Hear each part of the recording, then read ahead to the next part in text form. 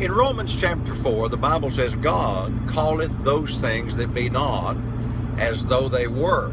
Well, you and I are made in the image of God, and we're going to have to learn to operate the same way. You're going to have to call things that be not as though they were. Okay, so your wife's not as loving as she used to be, or your husband seems to be preoccupied with his business and is not as loving. Then you need to go around and say, my husband loves me.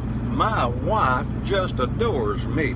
I'll tell you what, my wife wants to spend time with me. I call things that be not as though they were, rather than, well, my wife's cold and we've been married, a long time. Listen, I've been married 49 years to the same girl, and we are still on our honeymoon. But we talk about that. We don't talk about how bad it gets when you get old. We talk about how God renews our strength, how God gives us a new love for one another. We call things that be not as though they were, and guess what? They are. When God said, let there be light, light was. And that's the way he spoke everything into existence. Thou art snared by the words of thy mouth. So don't talk about the problem, talk to the problem. Excuse me. You are the one that's in charge.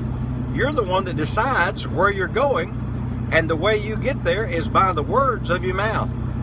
This is really next week's message, but I got to say it.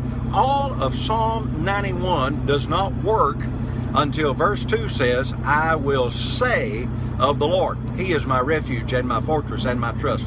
All the rest of that comes to play after you say it. The power of God cannot work for you until you say it. I said this yesterday. Your faith will never get any higher than the words of your mouth. That's why David said, Lord, let the meditations of my heart and the words of my mouth be acceptable unto you. So what you got to do is talk to the problem, not about the problem. When Jesus wanted fruit off the fig tree, he talked to the tree. He didn't hope for it. He didn't meditate on it.